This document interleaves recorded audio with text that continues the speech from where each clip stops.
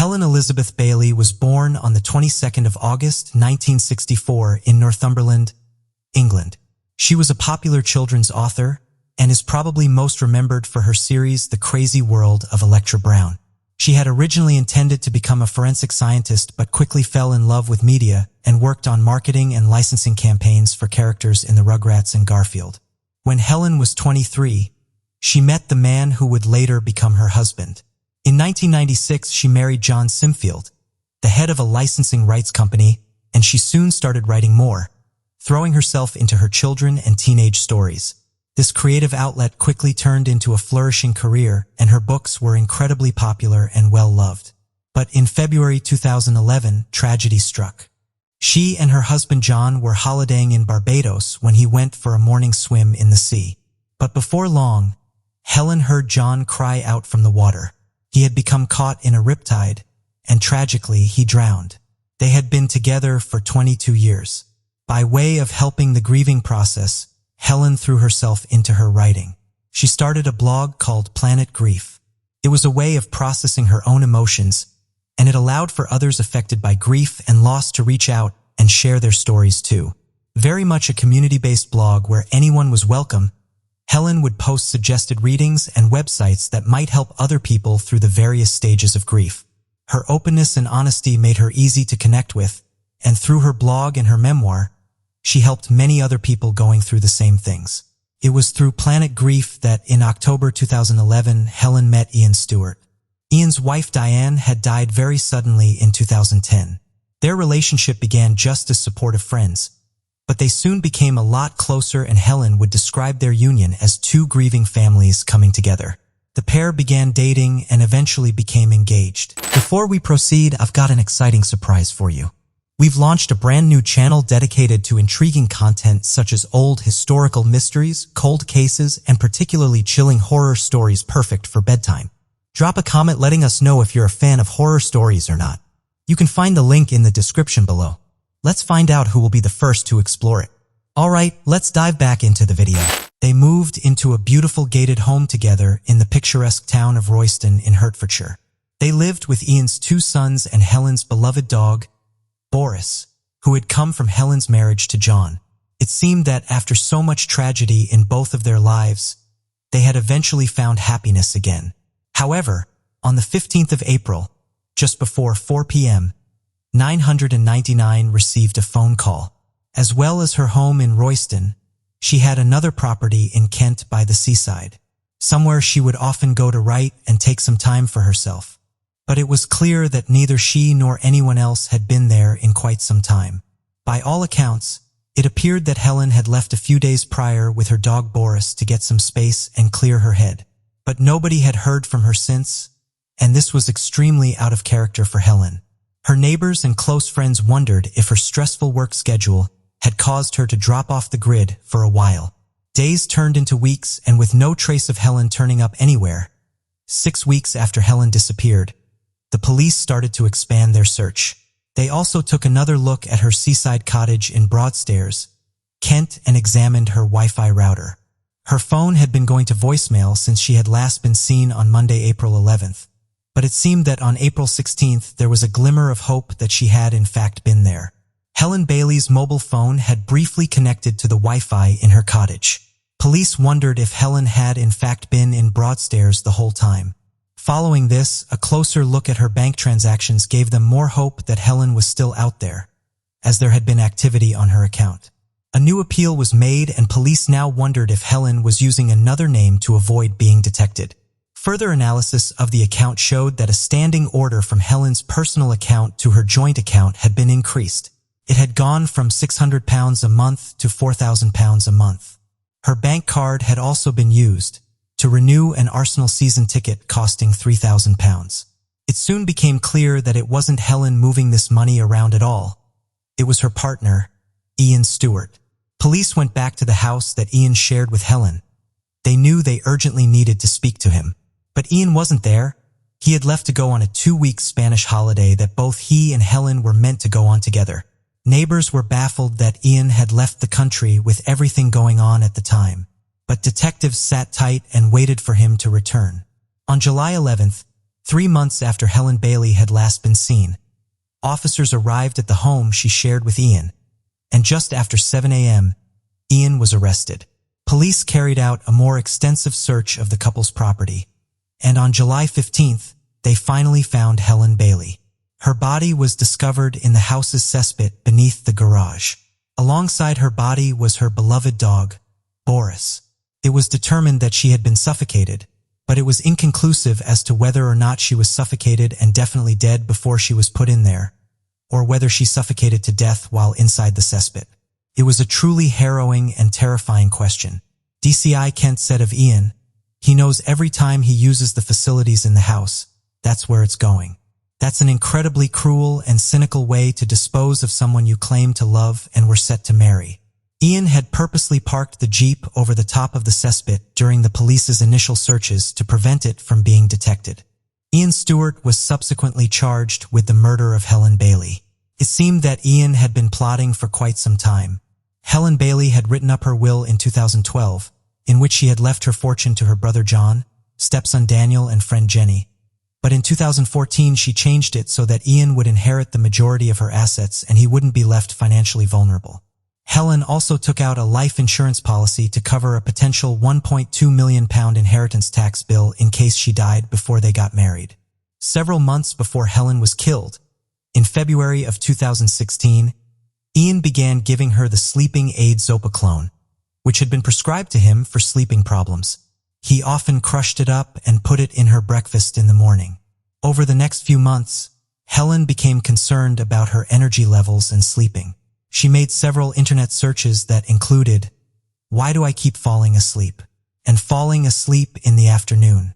On Monday, April 11th, 2016, Helen spent the morning looking at wedding venues and sending emails.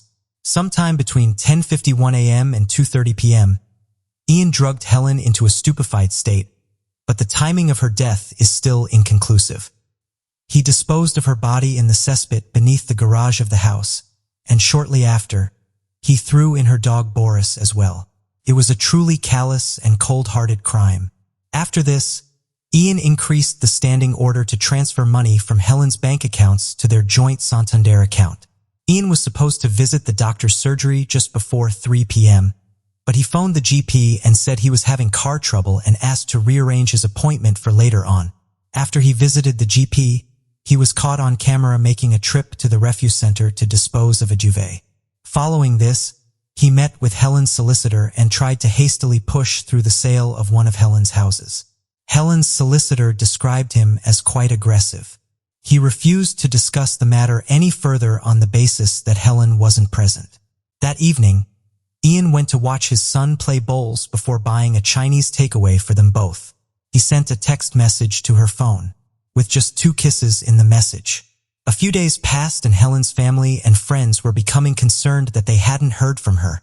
They contacted Ian, which prompted him to phone the police and report her as missing. No one saw the notes that Helen allegedly left on the side, and police believed it was all part of a web of lies that Ian was spinning. On April 16, 2016, Ian drove to Helen's cottage in Kent with her mobile phone. When he got there, Helen's phone briefly connected to the Wi-Fi. He then continued to live his life as if nothing had happened. DCI Jerome Kent, who led the investigation, said Ian Stewart was the most bizarre, manipulative, greedy, and self-centered man he had ever met. The murder appeared to be based on nothing more than pure greed. In January of 2017, the trial of Ian Stewart began. In his own defense, Ian Stewart claimed that Helen and her dog Boris had been kidnapped on April 11th, 2016 by 2 men called Nick and Joe. He said he hadn't told the police about this to keep Helen safe, but the elusive Nick and Joe demanded £500,000 in ransom money. Ian said he spoke to Helen for the last time on a phone belonging to one of the men on April 15th. Following this claim, Ian was presented with 2 men in court. The prosecution believed that they had found the men that Ian had based the descriptions of the kidnappers on. Nick Cook was Stewart's next-door neighbor, and Joe Capullo, who he had known for several years prior in his old home. Ian admitted to knowing both the men, but said they didn't match the description of the kidnappers. Several of Helen's neighbors gave evidence that they had seen Helen walking Boris on the day she disappeared. Another witness claimed that he saw Helen in Broadstairs near her cottage. This was after April 11th, but under cross-examination, this witness admitted that the sighting could have been back in March before she was considered missing, and that he hadn't thought about this sighting until a journalist had interviewed him.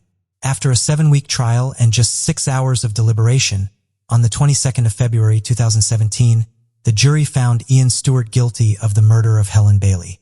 At St. Albans Crown Court the next day, Judge Andrew Bright sentenced him. Ian Stewart refused to appear via a video link to hear his sentencing. Judge Bright said it was difficult to imagine a more heinous crime. Ian Stewart was sentenced to life in prison with a minimum term of 34 years. He will be 90 years old before he becomes eligible for parole. DCI Jerome Kent said that although it was the correct and right verdict, were no winners in this case. As a result of this case, detectives began re-examining the death of Ian Stewart's previous wife Diane, who had died after an epileptic seizure at the couple's home in 2010. In August 2018, Ian Stewart was arrested on suspicion of Diane's murder. If all goes to plan, the trial is set for 2022. Helen Bailey helped and inspired so many people with her compassion, openness, and honesty. She met a tragic end at the hands of someone she believed had bought her the happiness she had been missing. The work on her blog Planet Grief and her book When Bad Things Happen in Good Bikinis gave many people suffering from loss and grief support, help, and ultimately hope for the future. What are your thoughts about this case? Let us know in the comment section down below. Jill Wendy Dando was born on November 9, 1961 in Somerset, England. She was inquisitive, intelligent, and always hardworking. Knowing exactly what she wanted to do with her career, she studied journalism before going on to work as a trainee reporter for a local newspaper called the Western Mercury, alongside her father and brother. After several years working in different areas and across many fields, she began working for the BBC and quickly moved up the ranks. In early 1988, Jill started presenting the national news in London. She also began presenting television programs such as Breakfast News, the 6 o'clock news, Holiday, and the unsolved crime appeal show Crime Watch. By this point, she was one of the most recognizable faces in the UK, and she was in the home of most families every day. In 1997, she won the BBC's Personality of the Year award and was frequently referred to as the Golden Girl of television. In the same year, she met Alan Farthing, who would later become her fiancé. The wedding was set for September 1999. However, in April of that year, everything would change, and the nation would be left reeling and in complete and utter shock. On the morning of April 26, 1999, 37-year-old Jill Dando left Alan's home in Chiswick. She walked around town for a while, visiting a few shops before leaving the shopping center alone, just after 11 a.m. She then drove back to her house on Gerwin Avenue in Fulham. She didn't regularly spend time at this house as she was in the process of selling it and getting ready for her wedding to Alan. Just as Jill Dando reached the steps at 11:32 a.m., she went to put her keys in the front door and was ambushed from behind. She was pushed onto the ground and her face was pressed into the tiles of her front step. A single shot was fired into her left temple. She had no defensive injuries, and it appeared she did not see her attacker coming. She was discovered about 14 minutes later by her neighbor Helen Doble. The front gate was firmly shut, and Helen knew she couldn't go past in case she contaminated the crime scene. She phoned 999, while another neighbor that had been alerted by Helen ran to a nearby doctor's surgery for help. Helen told the officers on the phone that she believed Jill was already dead. She initially thought she had been stabbed because of the amount of blood at the scene. Jill Dando reached Charing Cross Hospital at 12:30, where doctors and nurses fought tirelessly in an attempt to save her life. But tragically, she was declared dead at 1:03 p.m. Jill had been killed with a bullet from a 9mm caliber semi-automatic pistol. Further analysis showed that the gun had been pressed directly against her head. Her next-door neighbor Richard said he heard Jill cry out but didn't hear a gunshot. He felt that the cry sounded more like a cry of surprise, as if she was greeting a friend or someone was playing a joke, rather than a cry of fear or something being wrong. When her neighbor Richard looked out of his window, he saw, unbeknownst to him, the killer, a white male with dark hair standing at around 6 foot tall, aged approximately 40 years old. He was quickly walking away from Jill Dando's house. Several of the witnesses said they saw a smartly dressed man talking on a mobile phone, hanging around outside of Jill's house for at least an hour before she returned home. Other people claimed to see a man fitting the same description running near a bus stop and walking across a road near Jill's house. This person, however, did not fit the description of the man seen walking away from the crime scene just seconds after she was shot. It remains unknown whether these people are linked, whether the witnesses that saw the man in the suit had seen the same person, and if the smartly dressed man or men brought any relevance to the case. Detective Chief Inspector Hamish Campbell was heading the investigation, and Jill Dando's death prompted the largest murder inquiry undertaken by the Metropolitan Police Force. The case was also the biggest criminal investigation since the Yorkshire Ripper, and it completely dominated the media. With no CCTV footage of her street, no DNA left by the killer, and the murder weapon being missing, the case would prove difficult from the beginning.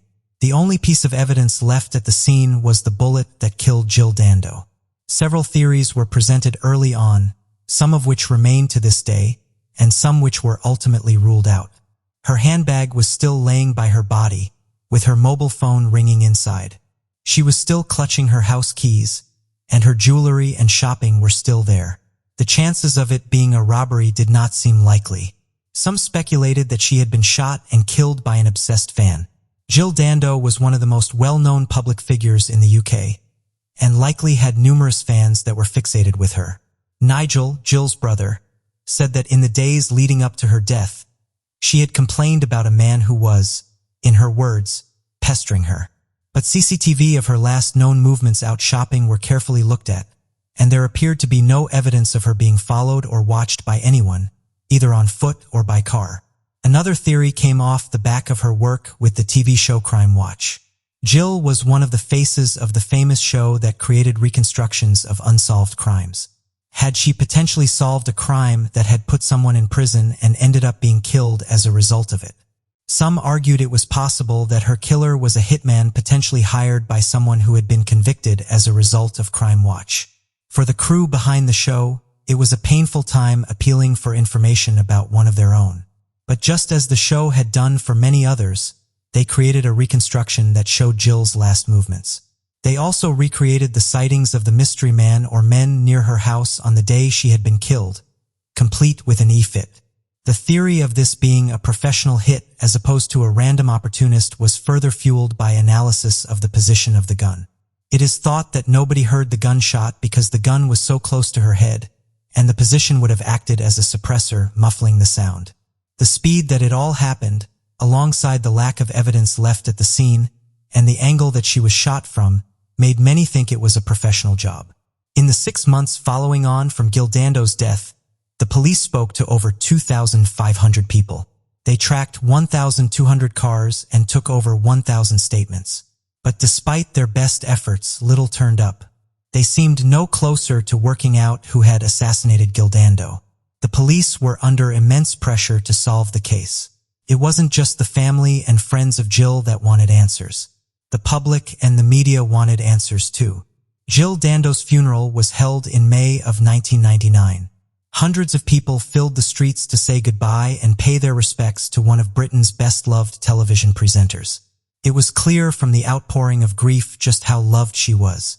She was buried next to her mother Winifred, who passed away in 1986. A year after Jill Dando was killed, police finally believed that they had a suspect. Barry George was a local man who lived around half a mile away from Jill's house. He had learning difficulties and an IQ of 75. When psychologists examined him, they concluded he had several different personality disorders: antisocial, histrionic, and narcissistic. Further assessments showed that he also had brain damage. The day after Jill was shot, he had been spotted acting suspiciously. He also had his own history with the law. He had been arrested several times for crimes such as posing as a policeman, and he had also been found on the grounds of Kensington Palace wearing a balaclava. He also had a string of assault charges against his name, so the police quickly mobilized and put him under surveillance. On the May 25, 2000, Barry George was arrested for the murder of Jill Dando, and he was charged with the crime several days later. His trial was held at the Old Bailey, and the prosecution's main piece of evidence was a microscopic particle of gunshot residue that had been found inside the pocket of one of Barry's coats. The gunshot residue matched the particles that were found at the scene. The coat also seemed to match the description of the smart clothing that had been seen on a potential suspect or suspects. On the 1st of July, 2000, Barry George was convicted by a majority of 10-1 and was sentenced to life in prison for the murder of Jill Dando. However, various professionals claimed he wasn't capable of committing a crime like that in such a seemingly experienced way due to his learning difficulties. They also said that the evidence that the prosecution had put forward didn't stack up and came from inconsistent stories and statements. They argued Barry George had no motive and that the time frame of the events simply didn't link him to the case. An expert in gunshot residue said that the single particle could have come from a variety of sources and transferred from any number of places. Ultimately, his coat could have been contaminated, and determining where exactly the single particle came from was impossible. His lawyers immediately set out seeking an appeal, believing it to be a grave miscarriage of justice. In 2001, Jill's co-presenter of Crime Watch Nick Ross and Jill's fiancé Alan Farthing began raising money to build an academic institute in her name. After successfully raising almost £1.5 million, University College London created the Jill Dando Institute of Security and Crime Science. It became the first university institute in the world to be devoted specifically to crime science. In the same year, the team from the BBC television show Ground Force designed a memorial garden in Jill's memory. It was full of her favorite colors and plants that were special to her. In 2007, Western College opened a new university campus at the site of the former Sixth Form Center where Jill had studied. The Sixth Form building was named the Jill Dando Center. Barry George's defense team had been continuing to file appeals during these years, and in 2007, after 2 unsuccessful attempts, the case was finally reviewed by the Court of Appeal. Sensationally, they overturned the guilty ruling made previously and set a new trial for June 2008. Except this time the gunshot residue evidence was ruled inadmissible and was not allowed to be used, due to expert opinions that had been previously presented. In August of 2008, Barry George was unanimously acquitted of the murder of Jill Dando. Several newspapers settled with him after he sought damages for articles that had been written about him. He didn't receive any compensation for his time in prison, as it was determined his innocence still hadn't been entirely proven. He now lives in Ireland, but the 8 years he spent inside and the unsolved case of Jill Dando still follows him.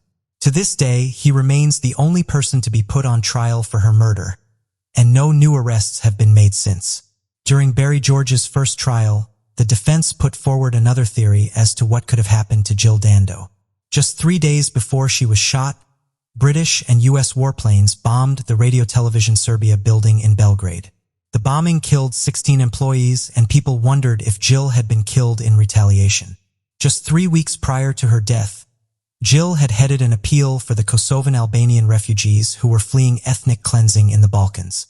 Some people felt that her appeal for aid may have attracted the unwanted attention of Bosnian Serb hardliners, and she had been assassinated as a result. An opposition journalist had been murdered outside of his house in Belgrade before Jill had been killed. The method used in both cases was identical.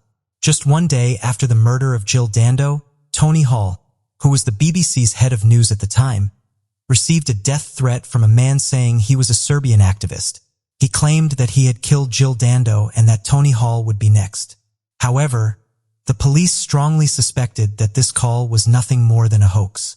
It was determined that the British police never asked the Serbian police for their help, and no police officer ever traveled to Serbia to look into these claims.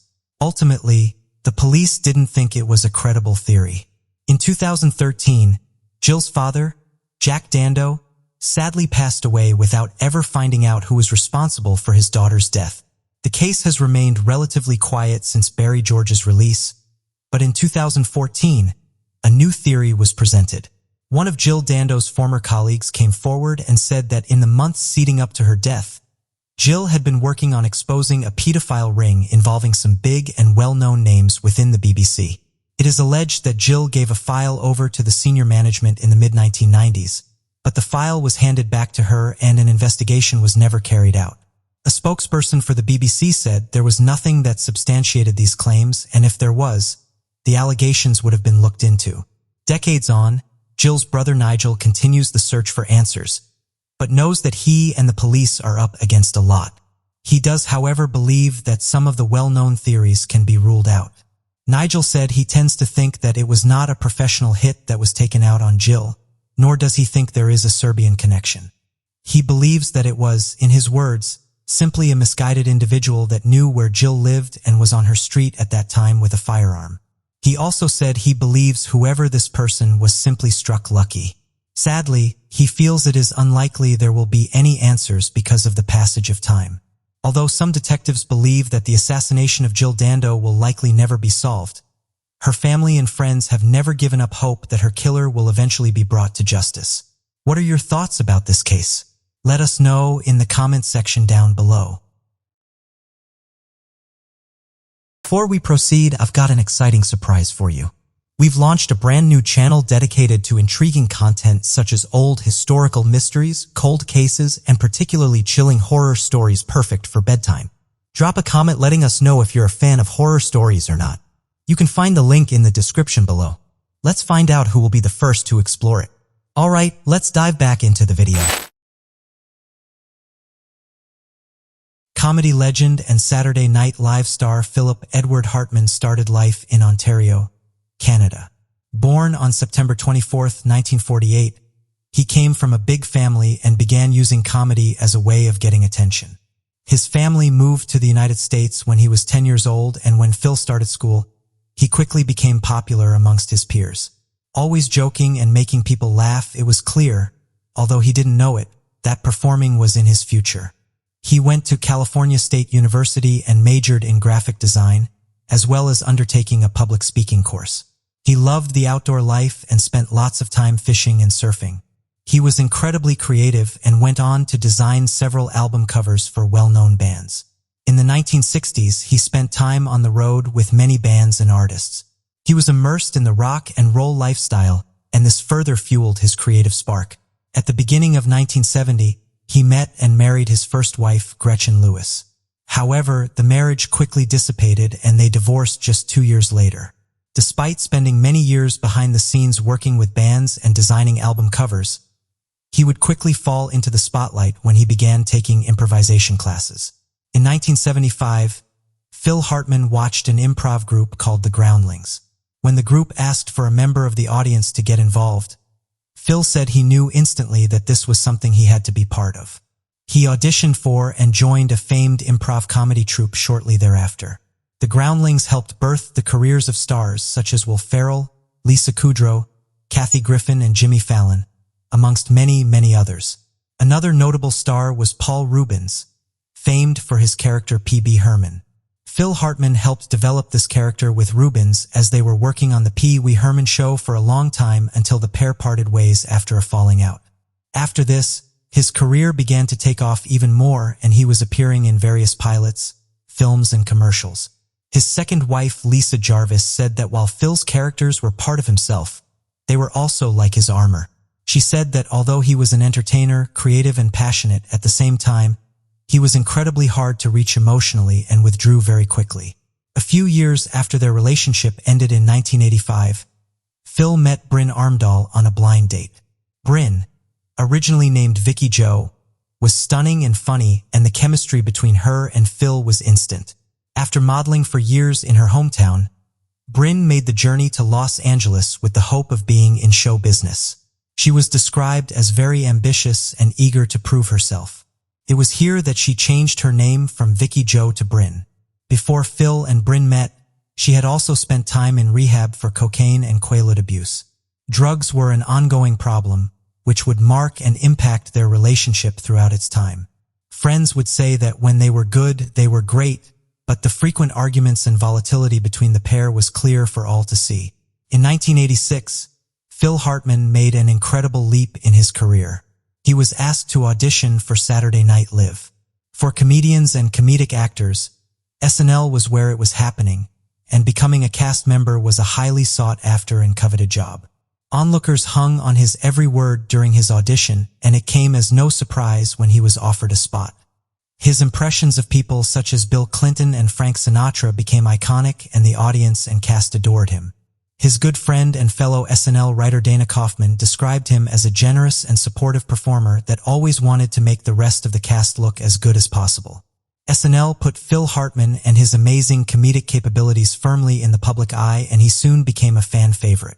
He won an Emmy for his contributions to the Saturday Night Live writing team. He was also nicknamed Glue by fellow performers for his abilities to hold the show together and help out the other performers where needed.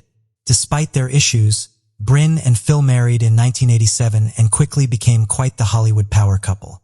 At the end of Phil Hartman's second season of Saturday Night Live, he and Bryn welcomed their first child, a son named Sean. Upon hearing the joyful news, Phil's ex-wife Lisa Jarvis sent a letter to the family offering to help look after the baby should they ever need it. She said she receives an abusive death threat back from Bryn. Phil took to being a father quickly, and his baby boy, Sean, was his pride and joy. The family began splitting their time between New York and Los Angeles, and he and Bryn had a second baby, a little girl named Bergen. Phil and Bryn seemed to have it all, but friends of the star said it was clear that the cracks in the relationship were very apparent. People that knew the couple said that Phil didn't like confrontation and struggled to open up emotionally, whereas Bryn was very vocal but often chose the worst times to start the conversations. Bryn began to show up to the Saturday Night Live set more frequently, and cast and crew members often saw heated arguments between the two. During a table read through for a new episode of the show, Bryn turned up to the set and began sitting on various men's laps and flirting with different people. Although Phil didn't seem to pay much attention in a bid to keep the peace, the other cast members were left feeling uncomfortable. People felt this was an attempt by Bryn to get attention from Phil, as she was feeling lonely and insecure in the marriage. As well as prescription drugs, Bryn had relapsed and started drinking and using cocaine again. Although this was noticed by members of the SNL cast, it wasn't uncommon at the time. Alcohol and drugs were a frequent feature among many a dressing room, with some stars as famous for their drug taking as their comedy. Friends also said that Bryn had become resentful of Phil's career and wanted her own shot at being in the limelight. Phil argued that he was the breadwinner for the family and everything he did was for them. Phil also told friends that he would often have to restrain Bryn when she became physical during fights. As well as his work on SNL, Phil accepted various roles on The Simpsons, further cementing his place in pop culture. In 1995, after 8 seasons on Saturday Night Live, Phil Hartman decided to step away from the show. He is still regarded as one of the finest comedic talents to ever appear on SNL, and fellow cast and crew members said there was a definite void when he left. He was working hard on a pilot for his show entitled The Phil Show, in which he would make sure Bryn got a leading role. However, the pilot never made it to air, and Bryn was reportedly devastated at not being able to work with her husband on this project. Instead, Phil signed up to be part of a new sitcom called News Radio, working alongside many a famous face. He was earning around $50,000 an episode and was at the height of his career. Bryn and their 2 children moved permanently to a $1.4 million mansion in Encino, California, for Phil to focus on the sitcom and his family. Despite his professional accolades, he couldn't escape his personal turmoil in his marriage, and the explosive arguments continued. On Mother's Day 1997, Bryn came home late, reportedly drunk and high on cocaine. Phil was horrified and said if this behavior continued, he would have to divorce her and take the children. He said if she didn't check into rehab, the marriage was over. Bryn checked into a rehab in Arizona the following day, but left after less than a week, claiming she didn't need to be there. After a 4th season of News Radio was commissioned, Phil decided to take a summer break to spend more time with his family and work on his marriage. Phil and Bryn Hartman also reached their 11-year anniversary. May 27, 1998. Despite their marital issues, they always aimed to have a weekly date night, while their children spent time with a nanny. On May 27th, their day began with the couple talking about what they would do for their weekly date.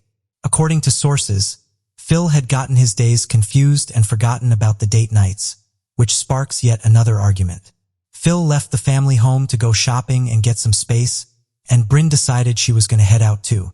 Leaving the children with the nanny, she started getting ready for an evening out with a friend.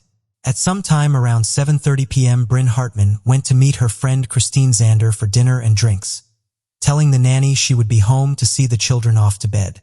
Christine Zander was a producer and writer, and friends of Bryn speculated she may have been hoping for Christine to create a part for her in an upcoming project. Her friend Christine said she did seem in good spirits and in a positive frame of mind. Around 9:30 p.m., Phil arrived at home and let the nanny go. He put the children to bed and headed to bed himself. Around 9:45, Bryn asked Christine if she wanted to carry on drinking in another bar, but Christine couldn't stay out any later. While Christine went to the bathroom, she said that Bryn made a phone call, which she was worried may have been to score drugs. They said their goodbyes and went their separate ways. At 10:15 p.m., Bryn drove across town to Studio City to go to her friend and ex-lover Ron Douglas' house. They drank beer and caught up, with Bryn attempting to briefly call Phil, but he didn't pick up the phone. Just before midnight, Ron told Bryn that it was best for her to head home as he didn't want any issues with Phil. When Bryn arrived home at around 1 a.m., she began using cocaine. Although what happened next is speculation, it is understood that she and Phil would have argued. Phil didn't want to fight and decided to go back to sleep, leaving Bryn to her own devices. Sometime before 3 a.m., Bryn, already intoxicated, snorted another line of cocaine and grabbed one of Hartman's many guns. She entered the bedroom and shot her husband 3 times as he slept, between the eyes, in the throat, and in his chest. Their 9-year-old son Sean woke up to what he thought was a door slamming, and he heard his mother crying. Heavily intoxicated, manic, and in a state of shock, Bryn got in her car and drove to see her friend, Ron Douglas. She was frantic and immediately confessed to killing Phil. However, due to Bryn's often erratic nature, Ron didn't initially believe her. It was clear that she was in a drug-induced state, and he assumed that they had simply had another argument. He attempted to sober her up, and at around 6 a.m., Ron was fairly satisfied that she was able to drive. But Bryn wanted Ron to go back to the house with her. Ron said that while they were talking, a gun fell out of Bryn's purse, and he immediately knew he had to follow her car back to the house. Upon entering the bedroom, Ron saw Phil Hartman. It was clear that nothing could be done, and he was already deceased. Ron Douglas phoned 911. During this time, Bryn barricaded herself in the bedroom with Phil's body. She phoned her sister and asked her to take care of Sean and Bergen. At 6:20 a.m., the police surrounded Hartman's home. They find a visibly distressed Sean at the front of the house. Hearing the police encroaching, Bryn lay next to her husband and shot herself. As the story began to break, the world was in a state of shock. In the days and weeks following on from the devastating event, many theories began to circulate, one of which was there was an affair going on between Ron Douglas and Bryn Hartman, which culminated in a crime of passion. Another theory was that Bryn was hoping to attempt to frame Ron for the murder, and that's why she drove to his house with the gun. No theory has ever been proven. Ron Douglas flatly denied any involvement and said that until he got to the house, he had no idea what had happened. It will never be known what was going on inside the mind of Bryn Hartman in the early hours of May 28th. As well as a high level of cocaine, the antidepressant Zoloft was in Bryn's system and her blood alcohol level was 0.12%, well above the legal limit.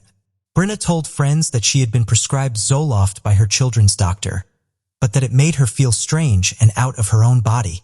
Medical examiners looked into the side effect of Zoloft and whether this could have altered her state of mind that night. As well as disorientation and hallucinations, it can occasionally bring on suicidal feelings. Many of Bryn's family members believe this drug could have played a key role in the events that took place that fateful night. In 1999, the Hartman estate filed a lawsuit against Pfizer, the pharmaceutical company that produces the drug Zoloft, claiming there were little warnings about the side effects and danger of mixing the drug with alcohol. The family did receive an out-of-court settlement from Pfizer before it ever went to court. However, the theory surrounding the impact of Zoloft remains an uncertain area, as levels of the drug in Bryn's system were low, according to the toxicology report. In the early hours of May 28, 1999, 2 young children lost their parents, family and friends lost their loved ones, and the world felt the loss of an incredible talent. Sean and Bergen Hartman went to live with their aunt and uncle in Wisconsin and were raised under a different name to shield them from the public eye. Sean took after his father and is an artist and musician, carving a creative career for himself. Bergen has degrees in journalism and communication from university and has her own business. She even made a special appearance on SNL's 40th anniversary celebration in 2015 to honor her father. Both children dedicated a memorial to their parents in Greenwood Cemetery. The deaths of Phil and Bryn Hartman shocked the world. But Phil Hartman's amazing comedic talents continue to live on through the world of entertainment. His friends, family, and their children. What are your thoughts about this case? Let us know in the comment section down below. October 8, 1975. The body of a little girl is found by the side of a remote road. She's lying in the grass, face down in the mud. She has been subjected to a horrifying sexual assault and has been stabbed a shocking 12 times, with one of the stab wounds piercing her heart. What had started as a missing child investigation had now become a major murder inquiry. Little do people know at the time is that it will lead to one of the most appalling miscarriages of justice in British criminal history. At around lunchtime on October 5, 1975, 11-year-old Lesley Molseed was asked to go to the shop by her mother. The family used a rotor to ensure that all children did chores, and children in the area were often trusted to run small errands for their parents. They lived on Delamere Road in Rochdale, Greater Manchester. Danny, her stepfather, and her two sisters. Life for Lesley, often called Lel, by her mother, hadn't always been easy. She had been born with a congenital cardiac condition, and an operation to correct this at the age of 3 had left her frail, with a reduced mental level for her age. She was told by her mother to go and buy some bread and air freshener from a nearby shop located on Ansdell Road, and in her blue raincoat, little Lesley set off. She was spotted walking on the secluded Steelups Lane. Then, she vanished. When Lesley failed to return home quickly, April became concerned and sent her siblings out to see if they could find her. And Danny soon joined in the search too. The family looked everywhere they could think of, but Lesley couldn't be found, and there was no evidence that she had made it to the shops.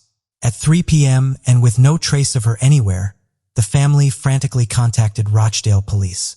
Investigators quickly mobilized and formed a search. They checked the town and local area, interviewing people and looking everywhere to try and find the vulnerable young girl. While the police were searching for Lesley, for girls aged 12, 13, 16, and 18 came forward to the police. They told officers that a man had exposed himself to them the day before Lesley had gone missing. With a missing child and these 4 girls now saying this, the police quickly pursued the lead. He was soon identified as 23-year-old Stefan Kisko. Stefan was a local tax clerk. His parents had emigrated to the UK from Eastern Europe following the end of the Second World War. Outside of his mother and aunt, he didn't have a social life. His father had suffered a heart attack 5 years before, and he had died at Stefan's feet.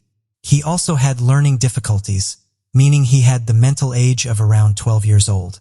Despite him never having been in trouble with the law, the police quickly determined that he was the man they were looking for.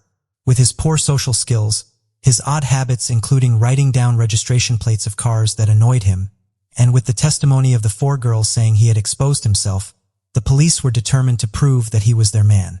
Just 3 days after Lesley had vanished, the worst fears of everyone were realized. Her little body was found by the side of a road. She had been brutally attacked and stabbed to death in a horrifying, frenzied attack. Her appalling death left the local community in shock. It made headlines around the country and left her family utterly devastated. On the 21st of December, 1975, Stefan Kisko was arrested on suspicion of murder. He was intensely questioned with his story being picked apart by the police. After 3 days, he confessed. On Christmas Eve, 1975, Stefan Kisko was charged with the murder of 11-year-old Lesley Molseed. Not long after, Stefan retracted his confession in the presence of a solicitor, but this made no difference. His trial began in Leeds in July of 1976, and Stefan's defense lawyer was David Waddington. David Waddington was a successful lawyer and member of the Queen's Council. Stephen again repeated that he hadn't killed Lesley and that his confession was false. When asked why he had admitted it, he replied, "And they seemed to please them and the pressure was off as far as I was concerned. I thought if I admitted what I did to police, they would check out what I said, find it untrue, and would then let me go." On the 21st of July, 1976, the jury returned after 5.5 hours of deliberation. Stephen Kisco was found guilty by a 10-2 majority. The judge sentenced him to life in prison for the murder of Lesley Molseed. The girls who had come forward saying he had exposed himself were praised by the judge for their bravery and honesty in telling the court their story. The officers were also praised by the judge for their great skill in bringing to justice the person responsible for this dreadful crime, adding, "I would like all the officers responsible for the result to be specially commended," and these observations conveyed to the chief constable. The mother of one of the girls said that Stephen should have been arrested sooner and called for him to be hanged. She said, "Children are a lot safer. Now this monster has been put away." Kisco was soon transferred to Wakefield Prison. As he was now not only a convicted sex offender but a child killer, he had to be placed on a Rule 43 to protect him from other inmates. 3 years later, Stephen launched an appeal, but this was dismissed. Lord Justice Bridge said, "We can find no grounds whatsoever to condemn the jury's verdict of murder as in any way unsafe or unsatisfactory." The appeal is dismissed. While in prison, Stephen was attacked by fellow inmates. One of these incidents left him needing stitches. As his mental health started to deteriorate, he developed schizophrenia and began to suffer from delusions. His protestations of innocence were labeled as a symptom of his delusions. He was moved from prison to prison, but in 1991 he was admitted to Ashworth Hospital after 6 months of delay for treatment of his declining mental health. She was adamant that he hadn't murdered Lesley Molseed and that he had confessed under duress. She took it to her local MP Cyril Smith, but he ignored her pleas for assistance in reopening Stephen's case. She was also stonewalled by Prime Minister James Callaghan and his successor Margaret Thatcher. In 1984, she contacted the human rights organization Justice, who examined miscarriages of justice, and in 1987 she was put in contact with Solicitor Campbell Malone. Malone agreed to take on Stephen's case. He consulted with Philip Clegg, who had served as junior defense counsel under Waddington in Stephen's original trial. Clegg had expressed the doubts he had at the time about Stephen's confession and subsequent conviction, and the pair worked together for the next 2 years on a petition for the Home Secretary. The final draft was ready to send to the Home Secretary on the 26th of October, 1989. Coincidentally, that same day, David Waddington was appointed to that very position. He would resign in 1990 in order to take up peerage and become leader of the House of Lords. He was replaced by Kenneth Baker. It would be 16 months before a police investigation into the trial would begin. In February 1991, after receiving help from a private detective named Peter Jackson, Malone finally convinced the Home Secretary that the case must be reopened. It was then sent to West Yorkshire Police, headed by Detective Superintendent Trevor Wilkinson. This would set in motion an extraordinary chain of events that would blow the case wide open. The police soon discovered that Stephen hadn't been asked if he wanted a lawyer, although during that time suspects didn't have the right to have a solicitor present. He had asked for his mother Charlotte to be there, but this was refused despite his learning difficulties. Crucially, the police didn't caution him until long after they had decided he was the man they were looking for. The semen found on Lesley's body was also re-examined. Wilkinson found that Stephen was infertile and incapable of producing semen, meaning the sample found on Lesley's body physically could not have come from him. It soon became apparent that they were now dealing with one of the most grave miscarriages of justice the United Kingdom had ever seen. Not only was Stephen Kisco an innocent man who had been in prison since 1976, this also meant that whoever had killed Lesley was still at large.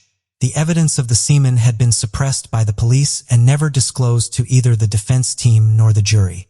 They also found that a witness had seen Stephen visiting the grave of his father on the day Lesley had been murdered, and the witness couldn't understand why they hadn't been called to testify. The errors in the investigation just kept on coming. A few months before the murder, Stephen had broken his ankle. This, coupled with the fact he was overweight, meant it would have been incredibly difficult for him to scale the slope where Lesley had been found. This evidence was also not shown to the court. The catalog of errors made by his legal counsel were also in the firing line, when it became apparent how badly they had handled his defense. On the first morning of the trial, the Crown delivered thousands of pages of additional and used material. This is where the defense counsel made a huge mistake. They didn't ask for an adjournment to examine them. Instead, they let the trial continue. They used the defense of diminished responsibility, a defense that Stephen hadn't agreed to. They said that he had murdered Lesley after receiving testosterone to treat hypogonadism, and this might have made him behave strangely. The endocrinologist who was treating Stephen vehemently disagreed with this argument, saying the treatment would not have led to that kind of behavior, much less make him inclined to kill. His endocrinologist was never called to testify to this effect. The 4 girls who said that Stephen had exposed himself to them were now aged 27, 28, 31, and 33. They also had something to say. They admitted they had made up the allegation against Stephen and that he hadn't committed indecent exposure. They said they had done it for a laugh and that at the time it was funny. One of them was interviewed by police on Valentine's Day, 1991. She said she wished she hadn't said anything and that she didn't think at the time it would go that far. She said she had gone along with what one of the other girls had said. Another one of the girls said they had seen someone urinating in public, but it wasn't Stephen. She also refused to apologize. One of them was a friend of Lesley's older sister, and she expressed the most remorse. She hadn't been called to testify along with the other 3, but said that if she had, she would have told the truth and not committed perjury like the others had. 2 of the girls received a formal caution by police for the criminal offense they had committed. In August 1991, the new findings were presented to the Home Secretary Kenneth Baker. He immediately handed it over to the Court of Appeal. The judicial investigation began on February 17, 1992. After hearing the plethora of new evidence that proved the wrong man had been convicted, Lord Chief Justice Lane said, "It has been shown that this man cannot produce sperm. This man consequently cannot have been the murderer." And with that, Stephen Kisco was declared an innocent man and his immediate release from custody was demanded. Anthony Beaumont Dark, a conservative MP, said, "This must be the worst miscarriage of justice of all time. It brings shame on everyone involved in the case." This brought a fresh heartbreak for the family of Lesley Molseed. Not only did they now have to contend with the fact that an innocent man had gone to prison, but that Lesley's murderer was still out there. During the original trial, they had demanded that Stephen be publicly hanged, and Lesley's father, Frederick Anderson, had shouted a torrent of abuse at Charlotte Kishko after her son had been convicted. After Stephen was proven innocent, the Molseed family publicly apologized for what they had said. Lord Lane himself, Ronald Outeridge, the forensic scientist who had worked on the case, and the prosecution barrister Peter Taylor all offered no apology, nor did any of them express any words of remorse or regret for what had happened. The original trial judge, Hugh Park, said that while he was sorry for what had happened to Stephen, he was not sorry for how he had handled the trial. The police admitted that they had been wrong, but tried to justify the action taken in 1975. All David Waddington said was that had all the evidence been available to him in 1976, the case would have taken a different course. Stephen required further psychiatric treatment until April 1992. He was then released. He had spent more than 16 years in custody. The hunt was now on to find the real killer of Lesley Molseed.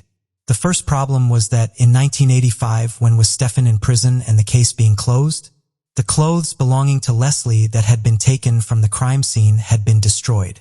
Fortunately, the strips used to remove fibers from Lesley's clothes had been kept. In 1997, a former detective wrote a book about the murder of Lesley Molseed and named Raymond Hewlett as the man who had most likely taken her life. Hewlett had served with the Scots Guards before becoming a fairground worker. It was after this that he committed a string of appalling sexual assaults. He was sent to prison in 1972 after using paint thinner on a cloth to incapacitate a 12-year-old girl before attacking her on the moors close to his home in Todmaiden. Fortunately, she was able to escape. Just 6 years later, another girl was attacked after he pointed a gun at her back. but thankfully she too was able to get away. He was sentenced to 4 years in prison for that offense. Despite 2 stints in prison in 1988, he committed another attack against a newspaper delivery girl, and he was jailed once again. After this came to light, the family of Lesley Molseed campaigned in Todmorden where he'd lived. They gave out flyers and demanded justice for Lesley.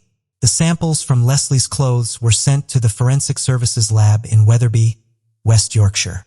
After tests, they were able to extract a profile. And finally, in 1999, they had the full DNA profile of Lesley Molseed's killer, but he wasn't on the National DNA Database. In 2003, DNA profiling was introduced, and this meant the police could check Hewlett's DNA against that of the samples from the crime scene. Came back as no match. The DNA wasn't Raymond Hewlett's. The police were back at square one. Alongside Raymond Hewlett, another suspect who was soon ruled out was Michael Horgan, who also had a criminal record involving horrific child abuse. In 2001, the News of the World newspaper ran an article saying that they had discovered evidence that Raymond Hewlett, Michael Horgan, a third man, were potentially involved in Lesley's death. This was prior to the DNA profiling result. They alleged that Horgan had groomed Lesley in the weeks leading up to her being murdered. This, like all the other stories, would go nowhere, as despite their horrendous criminal convictions, the men had nothing to do with the death of Lesley Molseed.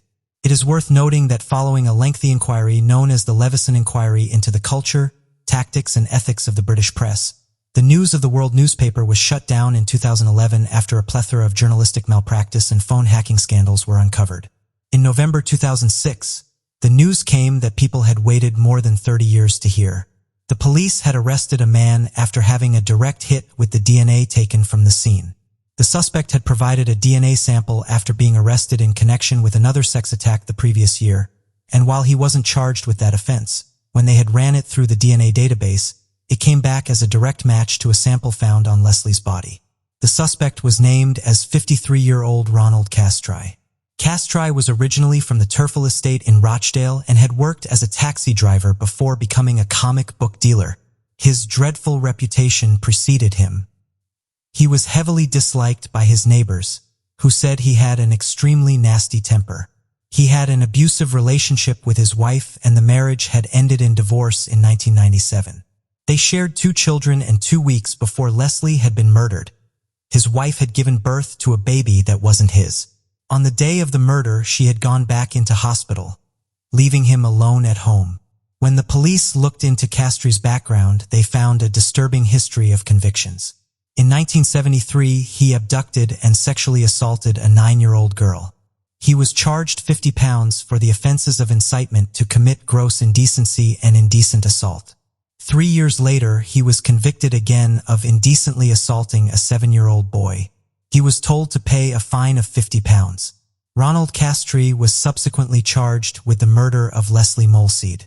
He appeared in court on the 7th of November 2006 and was remanded in custody. In April the following year, Castry entered his plea, not guilty.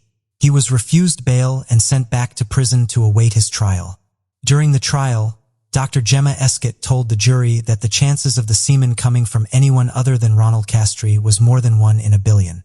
The court heard how Castry had abducted Lesley from the street near her home. He then drove her to Rishworth Moor, sexually assaulted her, then stabbed her to death in a frenzied, brutal, and savage attack before leaving her body at the side of the road. On the November 12, 2007, the verdict was returned. Ronald Castry was found guilty of the murder of Lesley Molseed. He was sentenced to life in prison with a minimum tariff of 30 years, meaning before he can even apply for parole, it will be 2036 and he will be 83 years old. The fallout from the case of Lesley Molseed was both unprecedented and immeasurable. Lesley's family had to go through the trauma of 2 murder trials, as well as the difficult realization that the man who had murdered their beloved Lesley had been walking free for so long. Tragically, in 2014, Lesley's mother April died at the age of 74.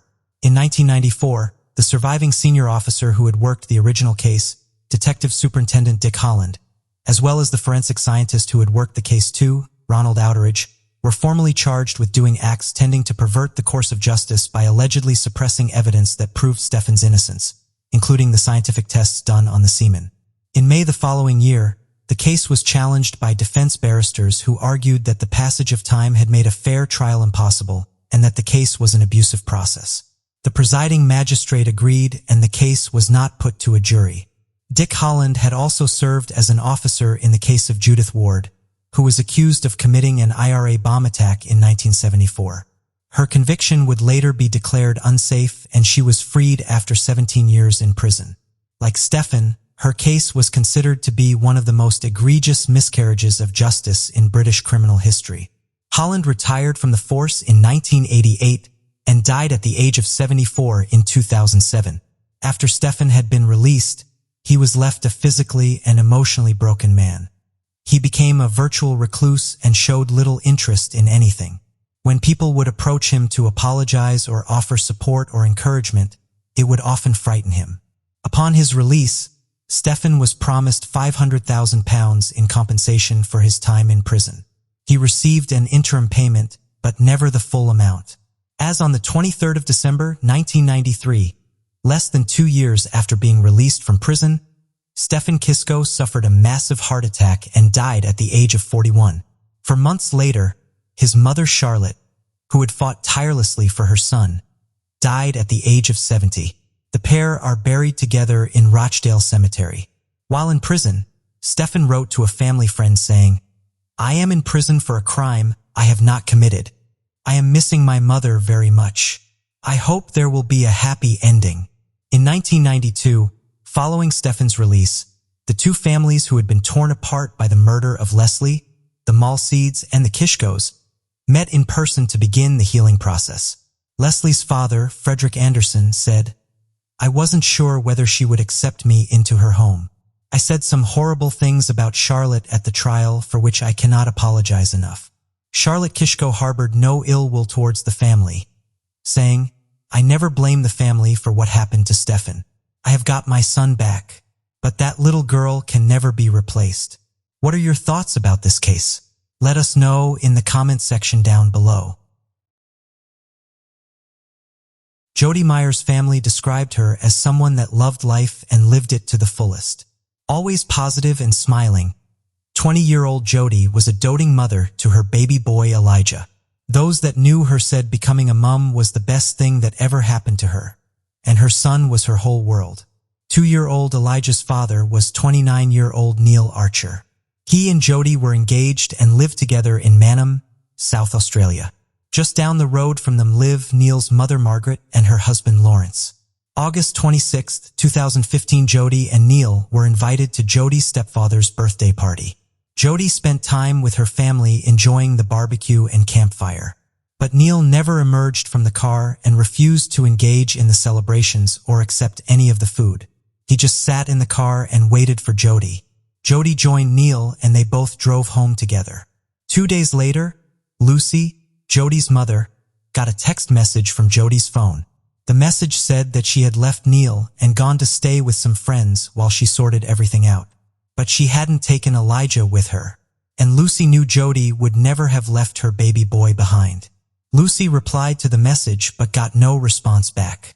She showed the message to her eldest daughter and her reaction was the same as Lucy's. This wasn't Jodie texting.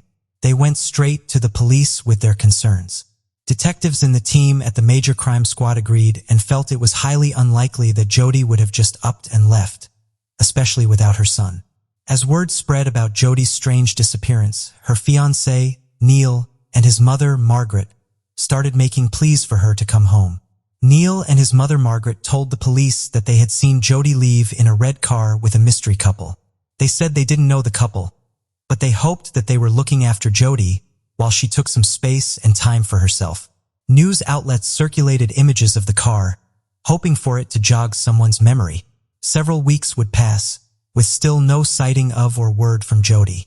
Searches were being conducted throughout the town and alongside the bank of the River Murray, but no clues turned up anywhere. A small glimmer of hope came when they looked into Jodie's bank records and found that $250 had been withdrawn from her account at a nearby ATM machine. This $250 was the last of her savings, and just hours later, her phone suddenly had credit in it before the message was sent to her mum Lucy. Police set about obtaining any and all the footage they could from that street to see if they could spot Jodie. While the police were working on this, Neil and Margaret were fast becoming a regular feature on the local news, and reporters were firing some tough questions at Neil. The more the pair spoke to the media and inserted themselves into the investigation, the more people started to question them. Jodie's family had concerns about Neil from the get-go. They said he didn't fit in with the rest of the family and made no effort to do so. He never came across as someone that was a reliable and stable presence in Jodie's life. Jodie's brother-in-law Michael said that he was always a little off-center from everything. Jodie's mother was also hesitant about the relationship from the beginning. She said she felt Jodie made out to family and friends that she was happier than she actually was. At one point, Jodie had said she could finally start to see what Neil was trying to do, which was take her away from her family. Neil's behavior became more controlling and manipulative. He always had to have access to her Facebook account and stopped her from going to see people without him. Neil had to know where Jodie was and who she was with all the time. Another source of tension was Margaret Archer. Margaret was the mother of 4 boys. She raised her sons in Adelaide before moving to a housing estate in the small town of Manham, South Australia. Neil lived with her until his mid-20s. That was until he met Jodie. Margaret adored Neil and her grandson Elijah, but she showed very little care for Jodie. It's said that Margaret would often take Elijah inside and lock Jodie out of the house, keeping him from her. The relationship between Neil and Jodie became more and more toxic, and by early 2015, Jodie confided in her family that she wanted to leave him.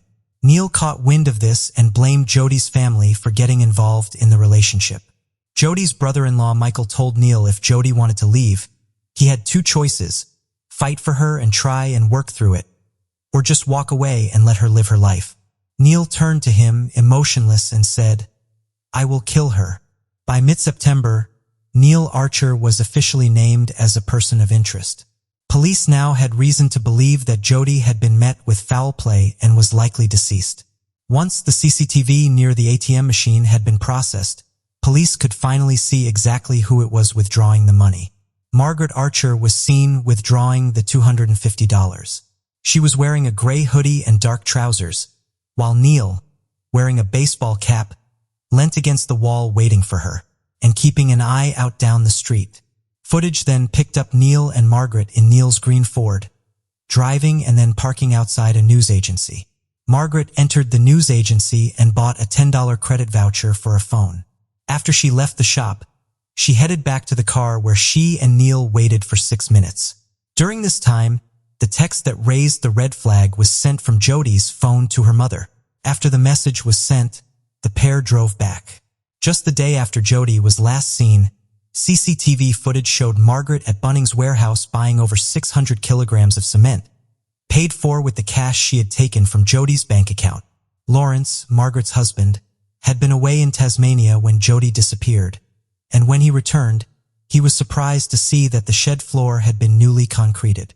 Neil said they had done it as a Father's Day gift for him, and said that Neil just wasn't the kind of guy to do something like that for somebody else. Lawrence innocently revealed all of this to the police. With all of this evidence mounting up and the police slowly closing in, it wasn't long before Neil cracked under pressure. One day, with Margaret out the house, Neil decided it was time to confide in his brother Aaron. In the laundry room of the house, Neil bluntly said, "I killed her," and then quickly went to leave. But his brother stopped him in his tracks and demanded to know why he had done it. Neil said he knew Jodie was about to leave him and take Elijah too. Again, after admitting this, he hastily tried to walk away, but Aaron still had no intention of letting him leave. "How?" he asked him. Neil told him he had strangled Jodie in their home before taking her body to his mother's house and burying her under the tool shed. Aaron said his eyes were black, like nothing there. "It was scary. It scared the shit out of me." Aaron insisted Neil turn himself in, but when he didn't, Aaron decided to do it for him. Before long, police were at Margaret Archer's property, and Neil Archer was charged with murder. Jodie Meyers' body was discovered in a shallow grave under the concrete slab Neil had laid. This was just meters from where the pair had been courting the media and begging for Jodie's safe return. It was later confirmed that Jodie had been strangled with the cord from one of Neil's hoodies. Margaret Archer was later charged with helping Neil cover up the crime. Neil Archer eventually pled guilty to the murder of 20-year-old Jodie Meyers, sparing her family the agony of sitting through a painful trial. Under state law, he faced a non-parole period of at least 20 years, but he believed he deserved a special parole term because he had pled guilty in the first place.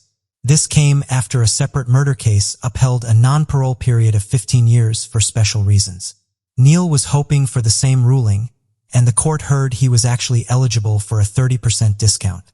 Despite this, he was sentenced to life in prison with a non-parole period of 20 years for the murder of Jodie Meyers. Justice Trish Kelly said applying the full discount would have been disproportionate to the seriousness of the offense, and would be so inappropriate that it would shock the public conscience. The following year, Margaret Archer also pled guilty in the district court to one count of assisting an offender. She was sentenced to 6.5 years with a minimum non-parole period of 4 years. However, her sentence was backdated to when she was taken into custody back in December 2015, which means she was eligible for parole in 2019. Despite the police and Jodie's family's beliefs, Margaret still maintains she had nothing to do with the murder itself. Jodie's son Elijah now lives with his grandmother Lucy. Elijah keeps a photo of Jodie with him all the time so he can carry on sharing things with her. Lucy said that one Christmas Elijah got a bicycle. He took the photo of his mother out to show her his gift, and then sat the photo on the table so she could watch him ride his new bike. What are your thoughts about this case? Let us know in the comment section down below.